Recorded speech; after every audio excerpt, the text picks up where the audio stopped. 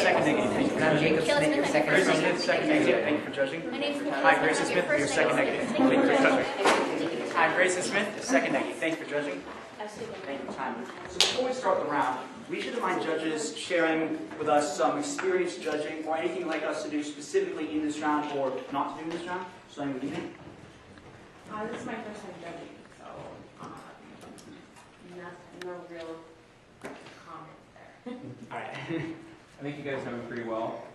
If there's anything specific you want to ask, I would be more than happy to answer. But again, I'll just say the same thing to you that I say every time I judge, which is please do not assume that you are winning all of the arguments in the debate. It is probably not a true assumption. So the best way I would advise that you go about winning my ballot is to assess strategically which arguments you think you're winning, and then tell me why those are more important than the arguments that you might be losing. Yeah, probably should say what Daniel said. Just the only thing I would add is understand how, try to keep track of how arguments interact, like how, whether you're winning or losing one argument affect the other arguments that are out there. I agree with those statements, but also I want you to speak clearly. So I know that you have a lot of information to give and a short time to do it, but when you ramble on too fast, especially the Euro judges, we're not going to be able to follow you. And you're going to lose an argument just because they didn't catch all the facts. This is my second time judging a debate and looking for very solid analytics and logic. Definitely. Thank you.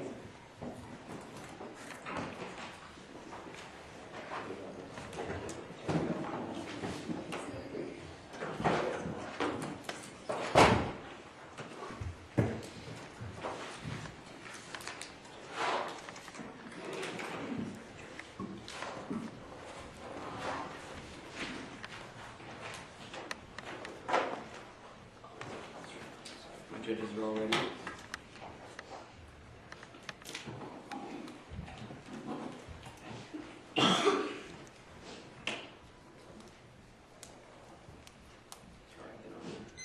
On March 2nd, 2011, the two Chinese patrol boats harassed an unarmed Filipino-commissioned oil exploration ship at Ruby Bank off the western Philippines island of Palawan. In response, the Philippine Air Force dispatched two aging and obsolete planes, an OV-10 Bronco, a reconnaissance plane, and an Islander-light aircraft. But the two Chinese patrol boats had left the area by the time the slow piston planes arrived. The Philippines have one strategic ally, and that's the United States, and it is our job to help and support the Philippines Air Force. It is for this reason that my partner and I stand resolved that the United States federal government should substantially reform its foreign military presence and or foreign military commitments. Now, to examine the current system in the Philippines and what the situation that they're in, let's examine two harms of the current system. Harm one is that the Air Force lacks credibility.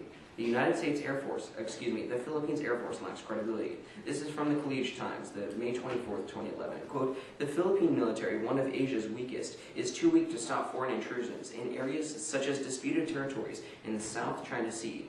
The only recourse is diplomatic protest, the Defense Secretary of the Philippines said on Tuesday, end quote. On their own, the Philippines are too weak to defend from the growing exterior threats that they're facing. Not only is this dangerous for the Philippines, but it also directly affects the United States. If the Philippines does not have an adequate defense force, the United States will suffer as well as our ally. We see this point apparent through our impact that of security at risk. Security at risk. Now, the Council on Foreign Relations reported in April 2012. The United States has important interest in the peaceful resolution of the South China Sea disputes according to international law. Ensuring freedom of navigation is another critical interest of the United States and other regional ones. China's development of capabilities to deny American naval access to those waters under conflict provides evidence of possible Chinese intentions to block freedom of navigation in specific contingencies, end quote. The United States has an important share and important interest in this region. Not only is it important for us to have secure allies, but we have our own security interests there in the South China Sea. If the Philippines fall, the United States will take a major blow as well. Ensuring the security of allies should be at the top of our priorities. Let's look at the next point, specifically examining why the Philippines is in dire need of our aid. Harm two is that of Chinese aggression. Now, subpoint A under this is that of the expansion of China, Chinese expansion. As the Philippine Star reported February 9th, 2013. Quote, the Chinese Navy is focused on war at sea, regularly intruding on the maritime rights of its neighbors in the East and South China Sea, and challenging them under the rules of what's mine is mine, and will negotiate what's yours. A senior United States Naval Intelligence official said, they are taking control of the maritime areas that have never been administered or controlled in the last 5,000 years by any regime called China, end quote, said the Captain James Finelli, Deputy Chief of Staff for Intelligence and Information Operations at the United States Pacific Fleet Headquarters in Hawaii, end quote. China is ultimately looking to gain as much power as they can, as much influence as they can from that region, and they've been increasingly aggressive towards the Philippines. This will negatively impact not only the Philippines' sovereignty, but the United States' interests. As we look at in the impact, trade hurt. Trade hurt. Now, the freedom of the seas, the freedom of specifically the Philippines, the South China Sea, is necessary for United States trade and for protection of the Philippines. As Peter Brooks, a senior fellow at the Heritage Foundation, reported August 10, 2012, quote, first, the United States is a Pacific nation. Half of our trade, the United States trade, is with East Asia, and additional trade passes through the region to places like South Asia and the Middle East. With trillions of dollars in shipborne goods sailing the China Sea annually, freedom of the seas through this global common is important to United States interests. We've got lots of allies and new and old friends in the region that are unnerved by China's boldness and brutish behavior, such as defense treaty ally Philippines, end quote. The Asia-Pacific region is pivotal in maintaining the United States trade objectives as well as security interests. Because our foreign ally, our important ally in the Philippines, is facing a potential conflict, and that could completely negatively impact us as well, the United States, we propose the following plan. Mandate. The United States federal government will give the Philippines Air Force a squadron of refurbished F-16s through the Excess Defense Articles program, along with the training program on their maintenance the Department of Defense deems necessary. Now, essentially what we're giving them is F-16 squadron, and these hold up to 25 aircraft. We give 25 aircraft, so a full squadron is given to the Philippines Air Force. The agency is the United States federal government in all necessary branches. The funding is, we will raise this through normal means, as well as getting it from the Department of Defense budget. Now, expert analysts have confirmed that F-16s will give the Philippines the capability needed to deter the threat from China. This is clearly seen through the following solvency point.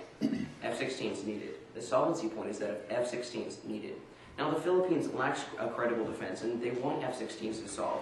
As Richard Fisher, a senior fellow in Asian military affairs and president, Pacific Strategies Incorporated, said May 3rd, 2012, quote, since the 1980s, the Philippines has lacked a credible air defense capability, modern fighters, anti-aircraft missiles, and long-range air defense radar, and the maritime patrol aircraft to monitor its vast maritime territory and economic zones. Aquino, which is the Philippines, is seeking to change this by purchasing a small number of F-16s already used by Indonesia, Singapore, and Thailand to give the PA of the Philippines Air Force a credible deterrent and a platform capable of realistic air combat measures, end quote.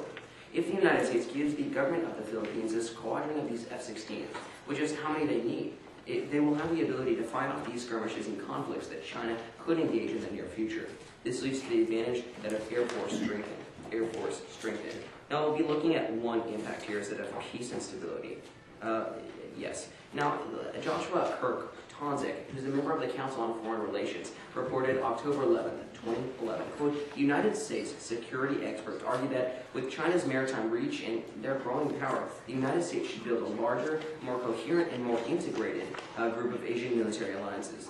Such efforts would allow the United States to continue to play the role of protecting ASEAN nations, international shippers, and oil companies' rights to navigate and explore the South China Sea, rather than relying on China's grant them these rights. This tough response to China's approach would help guarantee some degree of peace and stability in the South China Sea, since it is highly unlikely that China will agree to any other written code of conduct about the waters in the near future, end quote. Aiding the Philippines with these jets, these F-16 fighter jets, will increase their security while protecting our security and trade ties. It's a win-win situation for both of us.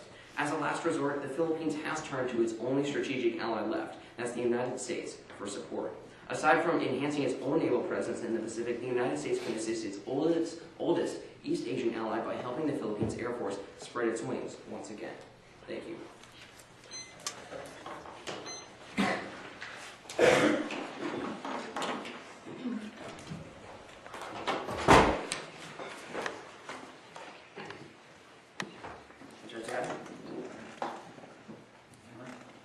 Mike. How are you doing? Pretty good. How about you? Doing great. Got a couple questions first, so I'll get you a copy of the speech. Definitely. Thanks. Nice speech, by the way. Moving down, let's turn directly to your forum one. The Air Force lacks credibility. Definitely. In the current system, if China were to invade the Philippines or were to engage in a conflict with the Philippines, what would be the United States response? The United States response to this, well, under the current system, the response that the United States will give to China is one that of, probably as the evidence said, diplomatic protest. Diplomatic protest. Okay, so we wouldn't actually have some sort of binding agreement with Philippines that we would support them in a conflict. The United States has an agreement with the Philippines to support them. Okay, but in the current system, is it likely or unlikely that the United States would support the Philippines in an armed conflict? It's unlikely in this case because the United States has this agreement, but it's the excess defense articles, and it doesn't talk about conflicts. Cool, thanks. But China invading the Philippines or doing armed conflict against the Philippines would cause tensions with the United States, right? Of course, but China, under the current system, will not invade the Philippines. That's not what this is saying. It's just talking about the shipping lanes and how the United...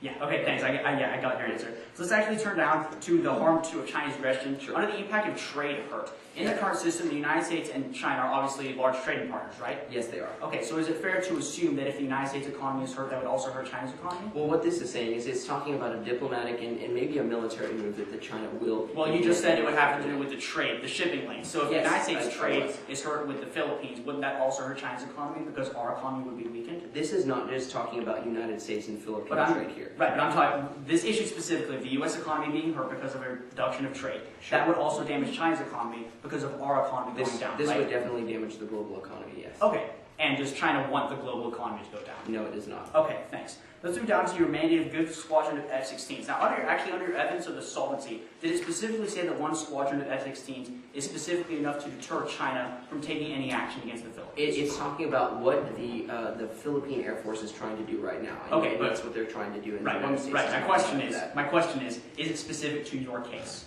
Yes, it talked about that specifically. How the Philippines is seeking to change this, seeking to change its bad Air Force. So the evidence says that a squadron of F-16s is enough to deter any Chinese action? I believe you have that evidence back. Okay, well, I guess we'll examine that in the prep time. One more question about your mandate. How much will your plan cost? How much is the fund? I don't have the numbers up here. We might have them back at the table. Okay, so the affirmative doesn't know It's under how much their plan costs. It's under the excess defense articles. Right, but you don't know how much. much. Right, but you don't know how much money you have to allocate toward. It's at the prep table again. If you make a point of that in your next speech, we'll be happy to address it. All right, and one final question down of your advantage of the Air Force. In the current system, why is China not deterred against taking economic and diplomatic action against the country? You say it's because of their military strength, but specifically on the issue of diplomatic and economic action, why is China deterred from military strength? Right now in the current system? Yes. I don't actually have an answer. If you would like to contend that in your next speech, we'd definitely like to contend that. All right, well, thanks. Great. Thanks.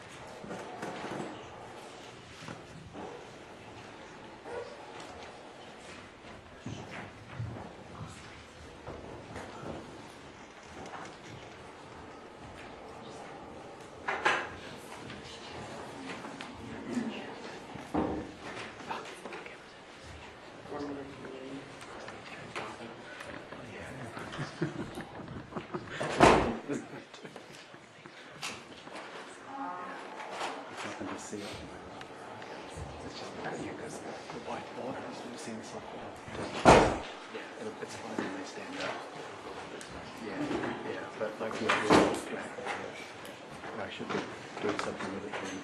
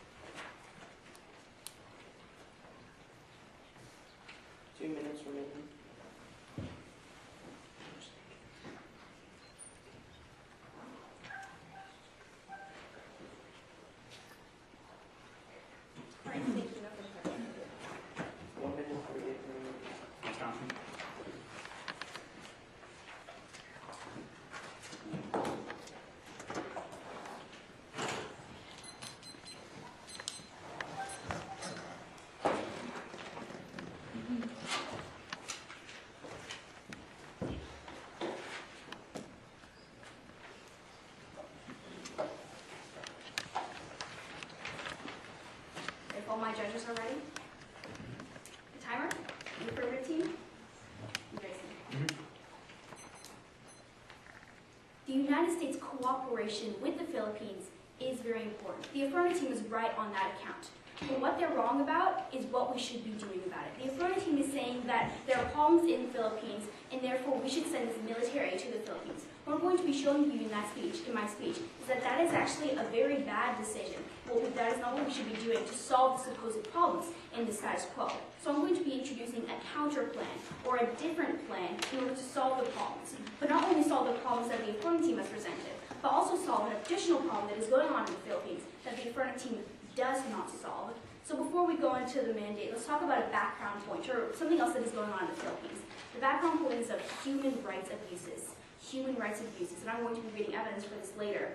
But currently in the Philippines, there are great and grotesque human rights abuses going around. The United States is continuing to fund this country, and under the affirmative team's plan, we fund them more. Now, with the human rights abuses, it is bad for the United States to be funding them and not saying anything about the human rights abuses, just approving them in a sense, that we are approving of the human rights abuses in the Philippines. So we should do something else about these human rights abuses. Let's go into the mandate. The mandate is of conditioned military support. Conditioned military support. Instead of just giving the military aid to the Philippines in order to solve the supposed problems, we should condition the military support upon the Philippines government solving the human rights abuses in their country. Let's go into the subpoint A, which are the requirements that we're supposed to be enforcing once before we give the Philippines the aid. From the Human Rights Watch, April 2012. Quote, since 2008, the U.S. government has withheld $2 million to $3 million per year in assistance to the Philippines. This assistance is supposed to be released only if the State Department certifies that the Philippine government is taking effective steps to prosecute those responsible for extrajudicial executions, sustain the decline in the number of EGAs, and strengthen government institutions working to eliminate EGEs, which is the extrajudicial executions, end quote. Now what that piece of evidence is saying is that we're only supposed to be funding the Philippine government if they are getting rid of the human rights abuses and the killings in their government. We are continuing to fund them in the status quo and under the affirmative team's plan when there are human rights abuses. We should do something about this. Let's go on to the subpoint B, which is that the aid doesn't solve. The military aid that the affirmative team will be sending to the Philippines doesn't solve the human rights abuses. From Georgetown Journal of International Affairs and Kristen Pangolin, who is a graduate with a JD from 2012. Quote, frustrating outcomes like the lack of non-profit's ability to solve might suggest that American foreign aid to help promote human rights is ineffective and even dangerous. Foreign aid might just provide cover to the Philippine government so they can claim to protect human rights without doing so in practice, end quote. Now what that's saying is that the United States may say that they're solving for the human rights abuses in the Philippines by sending the Philippines government military aid, but in the reality of the situation, sending the government military aid does not actually result in a reform of human rights abuses and human rights abuses increasing. Let's look to the subpoint A about how sending the military aid will actually weaken the resolve of the Philippine government to decrease the human rights abuses, meaning the human rights abuses will actually increase under the affirmative team's plan. Again, from the Georgetown Journal, 2012. Quote, the Aquino administration's commitment to ending military abuses is already wavering. If it is rewarded with aid despite its human rights record, what little incentive it has to stop military abuses will be weakened even more. The Philippines does, however, have a record of responding to U.S. pressure, as it has done with respect to human trafficking, when this pressure comes with consequences, such as applying pressure to the top of the government hierarchy and forcing a transformation in its attitudes and policy, end quote. Now what that piece of evidence is saying is that when we aid the Philippine government more, this actually weakens their resolve and weakens their incentive to reform the problems and to reform the human rights abuses in their country. But when we put pressure upon the Philippine government or conditioning our military aid upon an improvement of human rights abuses, this actually incentivizes them to reform the human rights abuses. This gives them an incentive to reform the problems in their country. Because the incentive is that if they do solve these problems, the United States is going to give them the military aid that they need. So they do have the incentive under the counterplan. Let's go on to the subpoint D, which is of U.S. pressure. U.S. pressure. Now, in the past, when we have put pressure on the Philippines to reform, it has actually worked, specifically in the Philippines. From Georgetown Journal of International Affairs, 2012. Quote, when it comes to human trafficking, U.S. pressure on the Philippines is great. The Philippines had much to lose. The government responded. An interagency task force led by the vice president was created.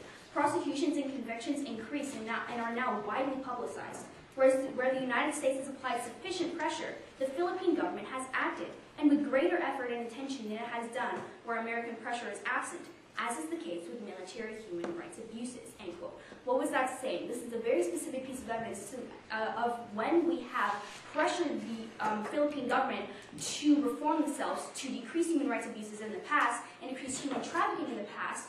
The specific counterplan, the U.S. pressure, has worked. Conditioning the military aid will work because it gives them an incentive and because we are still going to be cooperating with the Philippines on this issue. Now let's turn to the case of the affirmative team.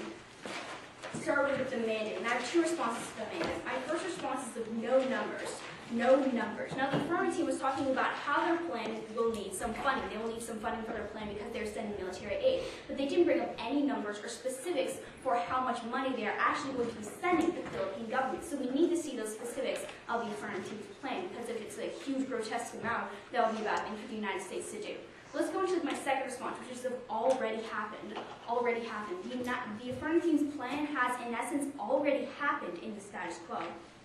From The Guardian, August 6, 2012. Quote, the U.S. is helping the Philippines to modernize and improve its military capability in the face of a growing confrontation with China over supremacy in the South China Sea. The Americans have already agreed to transfer 2 naval vessels to an underpowered Philippine Navy and deployment of fighter jets, a coastal radar system, and even increased numbers of American troops on the ground in the Philippines are under discussion, end quote. Now, what was that piece of evidence saying? Pretty much what it was saying that everything that the affirmative team is offering for the United States to do as a result of the problems in the Philippines already happened in August of last year. It actually pointed out the specific problem that the affirmative team is talking about, which was the threat in the South China Sea. The United States has already acted on this problem and has already sent the aid to the Philippines that they have specifically asked for. And the lieutenant in the Philippines also agrees that they have already received the aid. From The Guardian, August 6, 2012. Quote, Lieutenant Colonel Michael Ocol, spokesman for the Philippine Air Force, says surface attack aircraft, attack helicopters, long-range patrol aircraft, and radar are among the items already approved for purchase and soon to be put up for bid, end quote. Now, the Lieutenant General in the Philippines also agrees that they have already gotten the supplies from the United States that they need. And keep in mind that August 2012 outdates is more recent than the evidence under the harm, saying that there's a problem. And also more recent than the evidence under the solvency point, saying that Philippines needs this aid, which proves that, firstly, the evidence is more recent than saying that there's a problem, so we don't know if there's actually a problem anymore, since we have sent them the aid, which could have fixed the problem. But secondly, they don't need the aid anymore, given the evidence saying that we already given them the aid is more recent than that. So I'd ask you to vote for the counter plan in order to fix the problems in the status quo, but also fix the human rights abuses in the Philippines.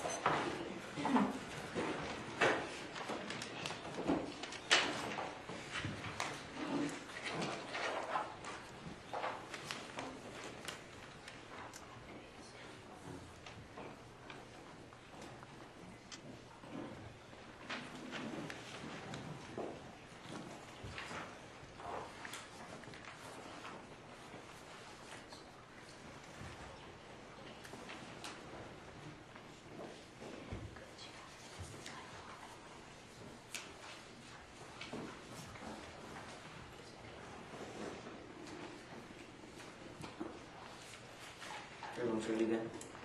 I'll begin. How are you doing today, Michaela? I'm doing good, Micah. How are you? I'm doing great. A few questions. First off, does your plan condition all military support? Specifically, the kind of military support that would be needed under the affirmative team's plan. What does this include? Such as the fighter jets you were mandating. So specifically, your mandate wasn't that? So let's take a look at your mandate again. All right. Thanks. Now, looking at another question here, should the United States stop funding the Philippines? No, they shouldn't. But what they should do is they should condition the funding so that we can solve the other problems that are in the Philippines. All right. Did you provide evidence that this would solve the problem? Actually, I did. I talked about how in the past when we put pressure upon the Philippines to reform, then they provided more pressure on the South China Sea and they increased their presence there. Oh no! Here, what I was saying. Okay, so when we condition the military support and they do make the changes, we will give them the military aid that they need, so the same advantages will come across as what you have under your plan. All right, great. May I look at the piece of evidence that they will reform? Yes, I believe Great. it's this one right here. Sure, thank you. Now, should the United States, do we claim to solve for human rights under our plan? Is that what No, we're the claiming? negative team is saying that we should solve for human rights, and the United States should take a stand against the human rights abuses going throughout the world. Sure, great. Now, looking at your piece of evidence from the Georgetown Journal, what is sufficient pressure? Your piece of evidence mentioned sufficient pressure would solve. What did the Georgetown Journal define as sufficient pressure? Sure, I'm not exactly sure what it was talking about when it said sufficient pressure, but we can see that given you're making the claim that the Philippines need this aid so much, this would be enough incentive for them to reform the human rights abuses. That definitely would be sufficient pressure. All right, sure. Now, looking back at the case, actually, talking about how we had no numbers and it's already happened. Looking at that second point, how it's already happened. Now, what did your piece of evidence actually say? Would you reread the first piece of evidence under that? The first piece of evidence, okay. The U.S. is helping the Philippines to modernize and improve its military capability in the face of a growing confrontation with China over supremacy in the South China Sea. The Americans have already agreed to transfer 2 naval vessels to an underpowered Philippine Navy and deployment of fighter jets, a coastal radar system, and even increased numbers of American troops on the ground if the Philippines are under discussion. Great. So looking at that last sentence there, it says that these are under discussion, correct? Yes. So it's not actually happened. What it was talking about was the troops on the ground. It said even increased numbers of American troops on the ground is under discussion. That was just referring to the last part. All right, great. Can I actually look at that again as well? Thank you. Those are all the questions I have today. Thank you very much. Great, thank you. Read after? Yes.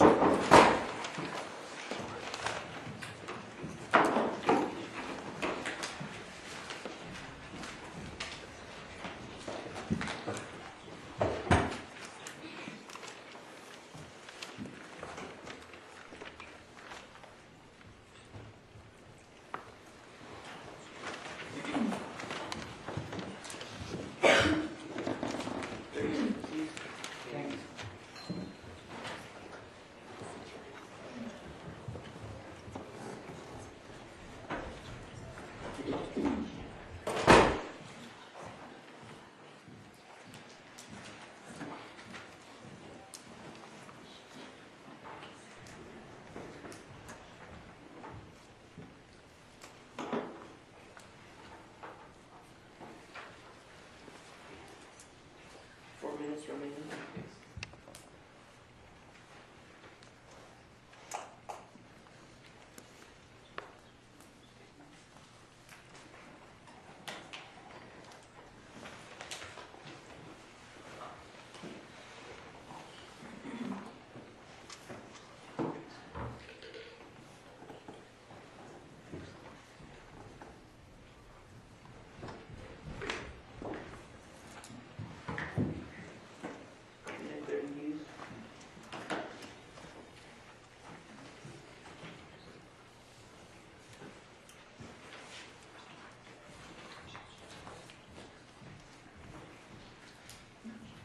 Okay, go ahead and start.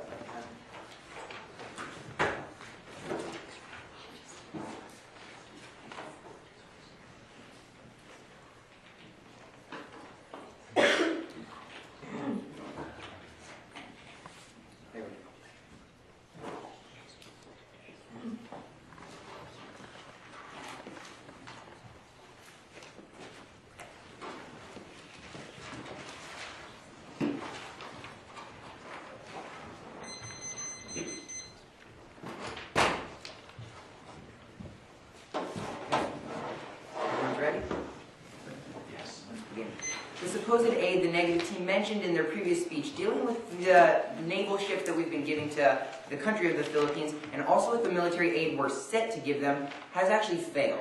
If we look to the 2 naval cruisers that we gave to the nation of the Philippines under the United States aid, within months of the United States issuing that aid to the Philippines, these 2 ships crashed on a coral reef and have since been stuck there ever since we gave them the aid.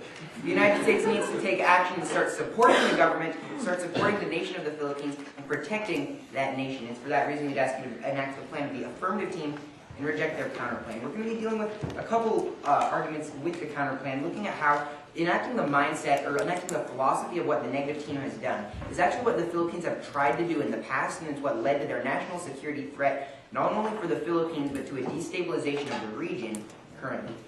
Real quick before we address their counterplan, I want to address their arguments against our mandates. They said that we didn't have any numbers for how much these airplanes would cost. If you look back to our mandate, we give 25 F-16s to the country of the Philippines that are refurbished F-16s.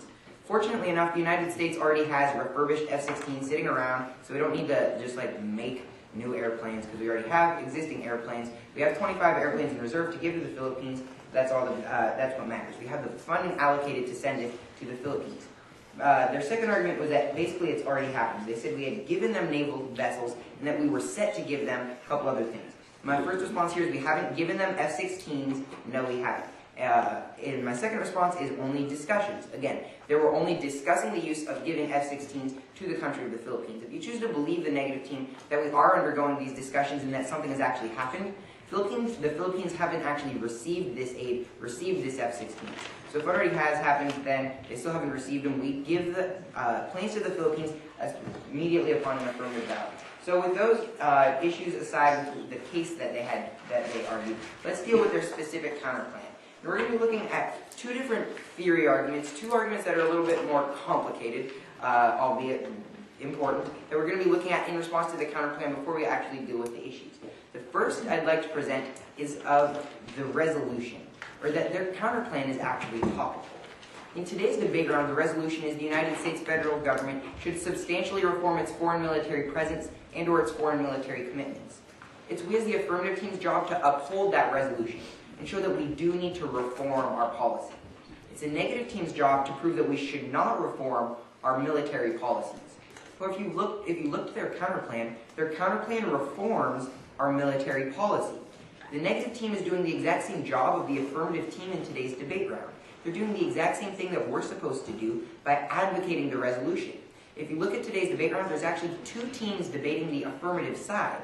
So we'd ask you at the end of the round to vote on your ballot because for the team that actually says affirmative team on your ballot. If the negative team were able to run any counterplan that fell under the resolution, it would be able to allow them basically to run any counterplan they want whatsoever. It would allow them to run any counterplan. In my second argument, we're going to look at how their counterplan falls under this, that they're basically just pulling a random argument and arguing it as a counterplan. But if you allow this negative team's counterplan to be voted for, they're able to run basically any case that supports the resolution as a counterplan as the negative side. So my second argument here is of a permutation, or basically that both plans can actually be done at the same time. If the negative team is to present a counterplan, they need to prove that their counterplan cannot happen at the same time as the affirmative team's plan. So let's look at the two different specific plans presented today. The plan of the affirmative team gives 25 F-16s to the country of the Philippines through the Excess Defense Articles program. The plan of the negative team is we stop all military aid to the country of the Philippines. There's no clash whatsoever between these two plans if we actually look to the details. So let's examine this argument a little bit further. The Excess Defense Articles used by the United States is basically a treaty agreement signed by 28 countries that are part of the organization called NATO. By these 28 countries, and the Philippines is given an exception by the United States because they're such a poor country in need of military funding.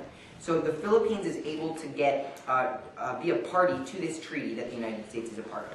This treaty allows for the United States to give free equipment to any country without them having to pay for it. However, it's not the exact same thing as military aid.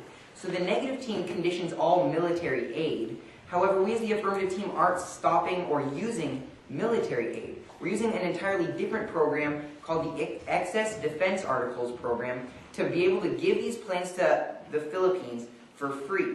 They only deal with military aid, and we deal with the Excess Defense Articles program.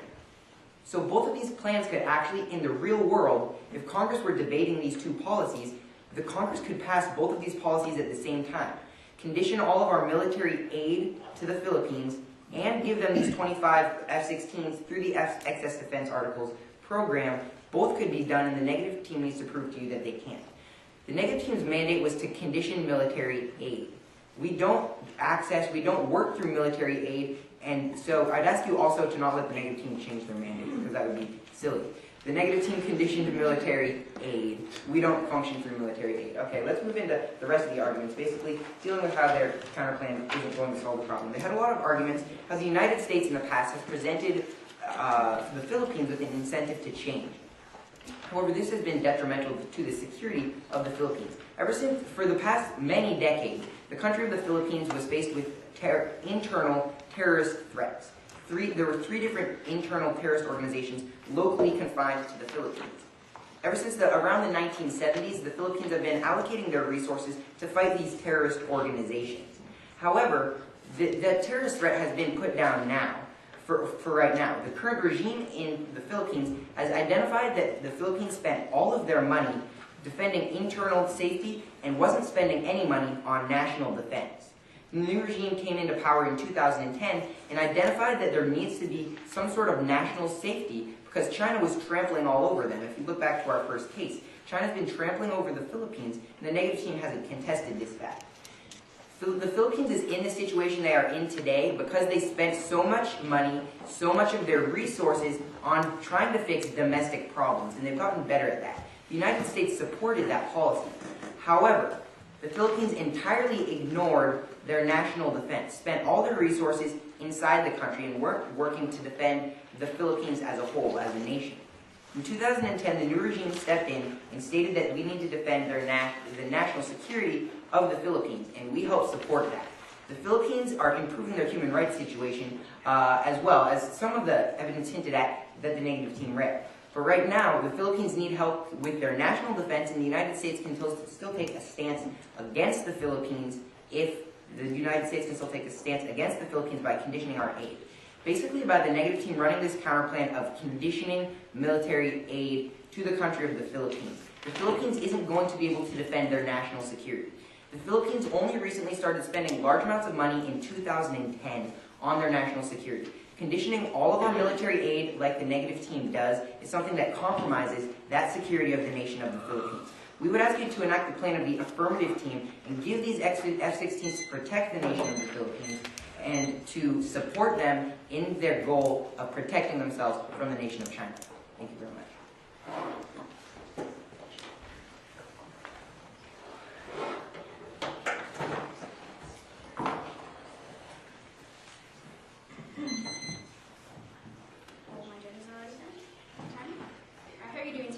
Excellent. Kind of a lot bit tired, but that's okay. Also, congratulations on making it to semifinals. Okay, thank you. You too. Now, just a few questions about your speech then. Now, firstly, did you bring up evidence that the Philippines have not received F-16 fighter jets from the United States? The piece of evidence you read said they've been undergoing discussions. Also, the piece of evidence from February 2013 in our 1AC stated that the Philippines were still facing a national security threat crisis from not being able to have the credibility that the United States F-16 posed to them. Right, so did you bring up a specific piece of evidence saying that we haven't sent them the fighter jets? That we haven't sent them these specific F-16s? I didn't. However, if you contend that we actually have, we can argue that. Okay, now thank you. Moving on, does it say in the rules that the negative team has to negate the resolution? It's the job of the negative team to negate the resolution for a couple different reasons. I didn't say that the rules say you must. It's been accepted for a long time that you do negate the resolution, and we'd argue that that's the superior style for the negative team to argue.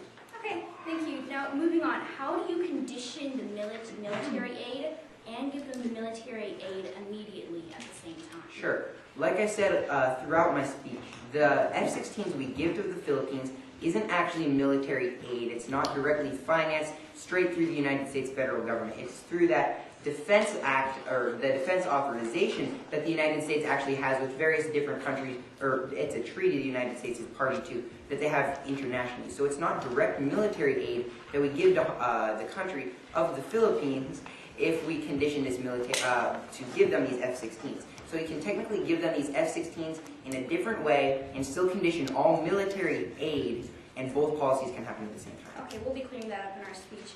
Moving on, did you bring up a piece of evidence about how terrorism is currently a problem in the Philippines? I did not bring up a piece of evidence stating that it was a problem. No. Okay, thank you. That's all the questions I have.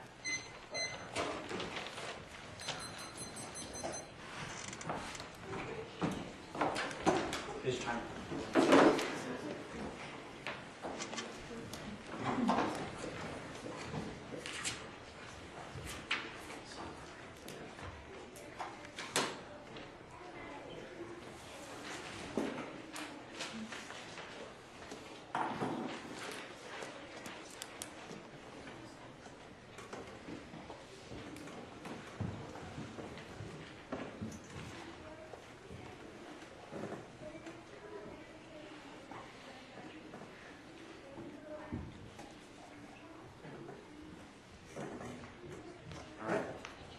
All the judges are ready?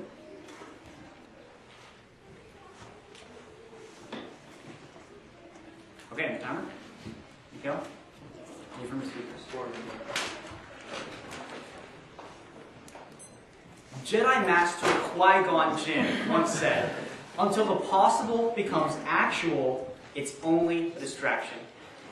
In this speech, I'm going to prove that the affirmative harms, the problems that they stated, are only possible and not actual. And all their plan will do is distract the United States of the gross human rights violations going on in the Philippines. Before addressing the disadvantages of the affirmative plan, let's address their harms. Their harm one is that the Air Force lacks credibility. I have one simple response: U.S. backing. U.S. backing. In the current system, the Philippines military is backed by the United States. The argument that perceptually the Philippines military and Air Force is viewed as weak simply doesn't line up with the facts of the current system. The United States, the strongest conventional military in the world, is currently backing the Philippines. If China were to invade the Philippines, if that was a situation that could unfold, the United States would back the Philippines. So the argument that Philippines is perceptually weak with their military doesn't hold up when we actually look at the analysis in the current system. Let's move to their harm, too, of China's aggression. We're going to respond to the impact of trade hurt, and essentially the argument that China is going to get interfered with into the current system. I have one response: not beneficial for China. Not beneficial for China. Invading in this situation wouldn't actually be beneficial for China in the current system. Now, there's two reasons for this. First, on the issue of trade. If China were to block off the trade route, this would hurt the United States economy. What would that mean? It means that China's economy would also be hurt, because China's economy is heavily dependent on the U.S. economy. Mike even said in the cross-examination of the 1AC that if China were to invade, that the global economy would go down. And then Micah also said that China wouldn't want the global economy to go down. So according to concessions made by Micah in the 1AC cross-ex, that China is not going to get involved in the trade routes. But the second is the issue of the military. Obviously, China knows that a military conflict with the Philippines would mean a military conflict with the United States. They're obviously not interested in such a conflict with the United States. So the argument that there would be some military involvement simply doesn't hold up as well. Let's turn now to their solvency of F-16s needed. I have two responses. First, disputes not deter. Disputes not deter. Now, one of the main problems the affirmative team spoke of was that of territorial disputes and who the waters actually belong to. Their solution is to give F-16s to the Philippines. Now, is this actually going to solve the situation? No. Because the reason there are territorial disputes is not because of a weak military, but because of sovereignty issues. So the harm of the Philippines not having military support doesn't actually relate to the issue of territorial disputes. So the affirmative plan doesn't actually deal with that. My second response is current plans. Current plans. Now, this is actually related to the harm response Michaela made actually against the mandate that their plan is already happening. Now, the affirmative team contended there was only discussions. However, according to their evidence, we currently have plans to give the F-16s to the Philippines.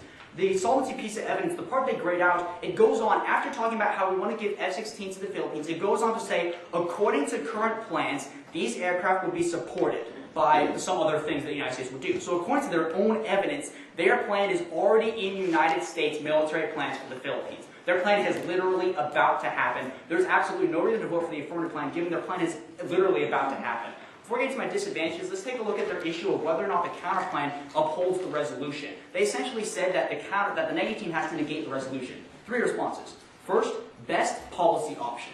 Best policy option. We as the negative team believe that at the end of the round, the judges should be able to decide between two opposing ideas. If we as the negative team can present a better idea than the affirmative, we believe that should be considered as it would be in the real world. In the real world, if there was a separate counterplan, if there was a separate proposal by someone in the real world, it would be considered. Secondly, the rules.